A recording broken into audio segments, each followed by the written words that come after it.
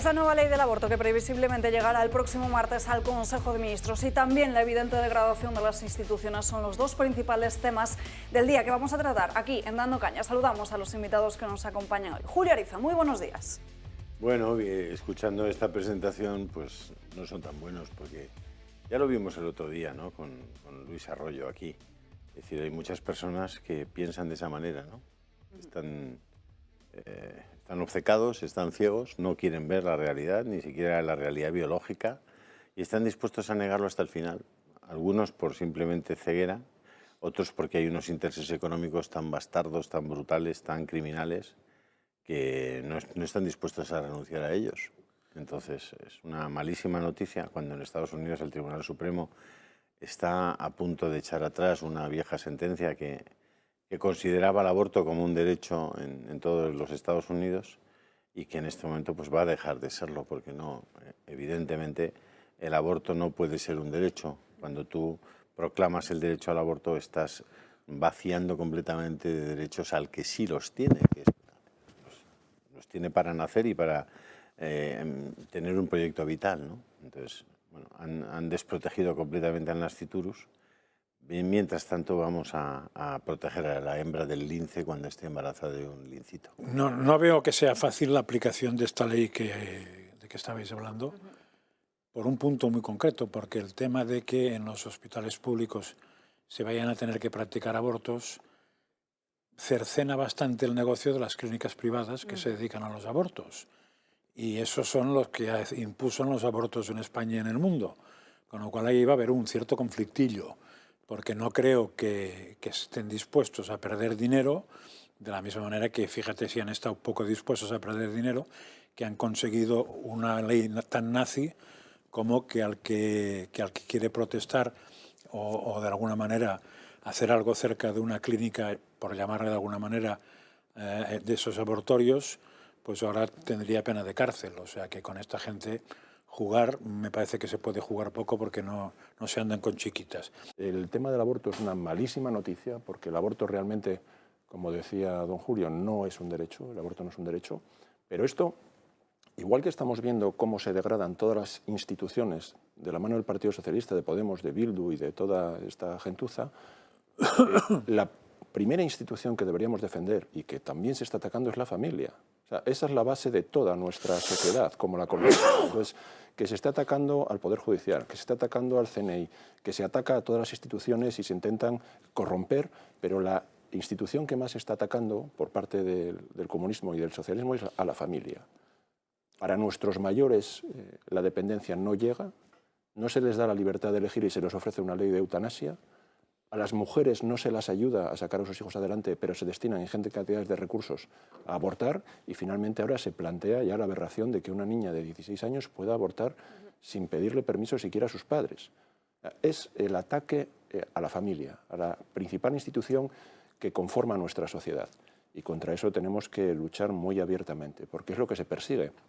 De hecho, la filosofía comunista que se instauró hace muchos años en la antigua Unión Soviética lo que perseguía precisamente era destruir a la familia. Y estas políticas importan de aquellos tiempos.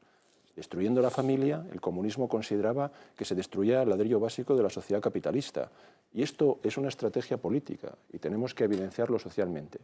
Destruir a la familia para los comunistas es acabar con nuestro estado de bienestar, con nuestro sistema empresarial y con todo lo que constituye para ellos la sociedad capitalista. La familia es el enemigo de quienes nos gobiernan ahora y por eso tenemos que ir en contra de todas estas políticas.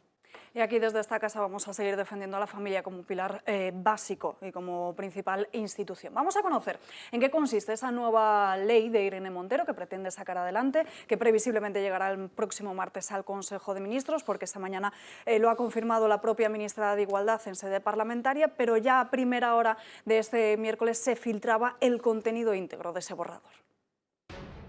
Sospechas confirmadas. Lo que Irene Montero y el gobierno de Sánchez llevaban meses avisando es ya oficial. Habrá una nueva ley del aborto que esquive el recurso de inconstitucionalidad presentado por el Partido Popular contra la ley de 2010. Así lo ha confirmado la cadena SER, que ha tenido acceso al borrador que prepara el gobierno y que el próximo martes llegará al Consejo de Ministros. ¿Cuáles son los principales cambios que introduce este borrador? En lo que a aborto respecta, lo más escandaloso es respecto al límite para abortar. Si bien mantiene los plazos, el nuevo borrador garantiza el aborto libre a petición de la mujer a partir de las 14 semanas de gestación, vaciando dichos plazos de sentido. Respecto del mínimo de edad legal para abortar, se permitirá la práctica desde los 16 años sin consentimiento paterno. Nada de límites para las mujeres, pero sí para los médicos, porque no solo se regulará la objeción de conciencia, sino que se pretende imitar el modelo de la ley de eutanasia para los objetores, creando una lista negra de profesionales objetores de cada comunidad autónoma, eso sí, siempre garantizando el derecho al aborto en todos los centros públicos, con lo que el acceso a la práctica no se vea mermado por la objeción individual. Y atención, porque se introduce una disposición adicional que deroga la actual norma de 2010, recurrida desde hace 12 años en el Constitucional y cuyo recurso quedará vacío de contenido. Pero la nueva ley va un paso más allá y no se queda únicamente en su derecho al aborto, también regula los vientres de alquiler, que considera una forma de violencia contra las mujeres, permitiendo a los tribunales españoles perseguir a las parejas que recurran al extranjero para la gestación subrogada, práctica ilegal en España. El texto legislativo crea un nuevo derecho llamativo, el derecho a la salud menstrual. 3 días de baja por reglas dolorosas, eliminación del IVA para los artículos de higiene femenina, baja laboral para el aborto, además de acceso gratuito a los productos para menstruación a las mujeres en riesgo de exclusión, lo que se llama pobreza menstrual. También los institutos y centros educativos deberán garantizar dichos productos, así como los anticonceptivos hormonales, que serán financiados públicamente. La píldora del día después se distribuirá de forma gratuita en los institutos. Para esto ha servido el silencio cómplice del Constitucional. España, casi pionera en legislación de la cultura de la muerte, sigue avanzando en supuestos derechos que solo suponen un retroceso. Esto es lo que pretende sacar adelante Irene Montero. Saludamos también en nuestra mesa a Esperanza Aguirre. Muy buenos días. ¿Qué tal? Muy buenos días. ¿Cómo valora este borrador? Pues mire, a mí me parece todo ello un disparate. En primer lugar, porque el aborto no es un derecho, no es ningún derecho. Lo que es posible es despenalizarlo, o sea, no convertirlo en delito, especialmente cuando son las primeras semanas. Que no sea delito, que no sea perseguible. Bueno, pero lo que no es posible es que ignoremos, primero, que todas las mujeres que han abortado tienen para toda su vida un trauma importante. Segundo, que cómo es posible que las niñas que tienen que pedir permiso para cualquier cosa puedan abortar sin permiso de sus padres a los 16 años.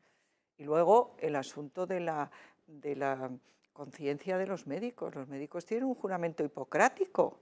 Entonces, ¿cómo es que no pueden acogerse a ese mismo juramento hipocrático para hacer una objeción de conciencia en el caso del aborto como en el caso de la eutanasia? Es una absoluta vergüenza, en mi opinión. Y un código deontológico que nos explicaba ese código, nos lo leía textualmente el otro día el presidente del Colegio de Médicos. Bueno, es un poco lo mismo, va en la misma dirección. Sí, sí. Lo que no es posible es que los médicos que están para curar se dediquen a matar. Eso es lo que no puede ser. Si hablas con cualquier, y yo lo he hecho este fin de semana, con cualquier médico de un centro de la Seguridad Social, te dice que el 95% de los médicos, ginecólogos, obstetras de la Seguridad Social no quieren realizar abortos. No quieren. Y es lógico. Claro, es que ellos saben lo que es un aborto, saben lo que están haciendo y no quieren hacerlo. Entonces, esto es el enorme negocio, por eso José María decía con mucho sentido, es que van a tener un problema, como están teniendo las feministas con los trans, van a tener el problema de que el gran negocio de los abortorios se va al garete si pudieran ellos obligar a los médicos en la Seguridad Social a realizar los abortos en la Seguridad Social. Las cifras son de tal magnitud. Mira, Asturias, que yo vengo de allí, Asturias nacen alrededor de 7.000, bueno, podrían nacer alrededor de 7.000 niños al año. Ya nacen 4.500 solo porque los otros 2.000 se abortan. 1 de cada 3 niños en Asturias en gestación son abortados. Somos la población más envejecida de toda España y quizás de toda Europa. El otro día salía un informe. Bueno, estamos acabando Orense, con ¿no? las próximas... Orense. Bueno, estamos ahí, ¿eh? Yo creo que estamos en Asturias por delante. Se destinan a clínicas privadas en Asturias, pagada con los impuestos de todo, a prácticas abortistas 2 millones de euros, pero no se destina ni un solo euro a la casa de acogida de madres gestantes, por ejemplo, de Gijón. Ni un solo euro público para ayudar a las mujeres a traer a un niño a la vida. No se está haciendo ningún esfuerzo por parte de los gobiernos autonómicos y nacional para de verdad dejar que las mujeres elijan libremente. Tenemos unos gobiernos que están acabando con el sentido de responsabilidad de sus ciudadanos y les dan las soluciones fáciles. Acabas de quedarte embarazada, mira, ya sabemos que es difícil traer un niño al mundo, tenemos estos recursos que darte que no se plantea, los gobiernos no lo están ofreciendo, y como solución te damos que acabes con su vida. Hay una persona mayor que está sufriendo en su casa desatendida porque la dependencia no está recibiendo suficientes recursos. No se preocupe, aquí tiene una ley de eutanasia. Las personas que están optando por acabar con la vida de sus hijos, como muchas mujeres, o los mayores que se ven desesperados y quieren acabar con su vida, o enfermos terminales y quieren acabar con su vida, no se les está dejando elegir en libertad, porque los recursos que tenemos a nivel nacional serían suficientes para que por lo menos pudieran tener un trato digno y que puedan elegir en libertad estas decisiones. Y como se decía, básicamente el aborto es un asesinato, o sea, no es parte del cuerpo de la mujer. Científicamente no es lo mismo, como decía la que ahora tiene 3 hijos, la ministra que ahora tiene 3 hijos, no es una verruga, un niño en gestación. Tú haces un análisis de ADN de una verruga y determina que el ADN de otra parte del cuerpo y de la verruga es lo mismo, o sea, es la misma persona. Y tú haces 2 análisis de ADN, uno del niño en gestación y otro de la madre, y son 2 individuos distintos, o sea, científicamente son distintos. Y el ser humano, lo que pasa, que antes de caminar por la calle pasa por una etapa previa que tiene que estar dentro del cuerpo de la madre, pero nada más.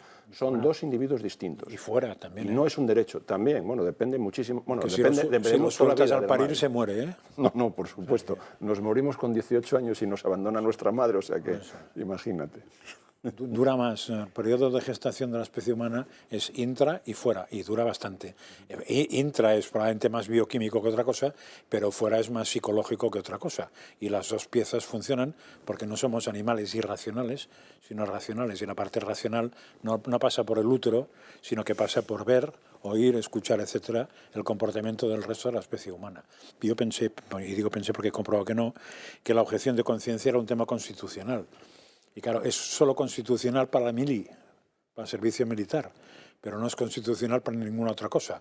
Lo que dice la Constitución es que en otros temas la ley tiene que ordenar la objeción de conciencia. Y eso se ha ordenado en 3 leyes. Para el servicio militar, que hace una referencia expresa en el artículo 20, para el aborto y para la eutanasia. Pero claro, tal como se ha regulado por parte de los que lo regularon, se puede regular o desregularizar por parte de los que lo van a hacer, que tienen mayoría suficiente para hacer una auténtica escabechina, porque no olvidemos quién está en la mayoría.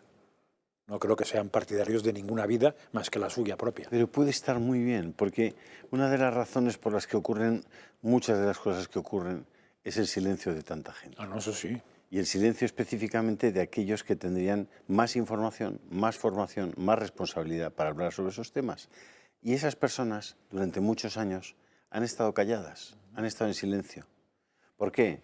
Muchos de ellos, algunos una falsa prudencia o una prudencia excesiva, otros porque creían que eso podía cortar sus aspiraciones profesionales dentro del propio mundo de la medicina, otros por respetos humanos, muchos han callado.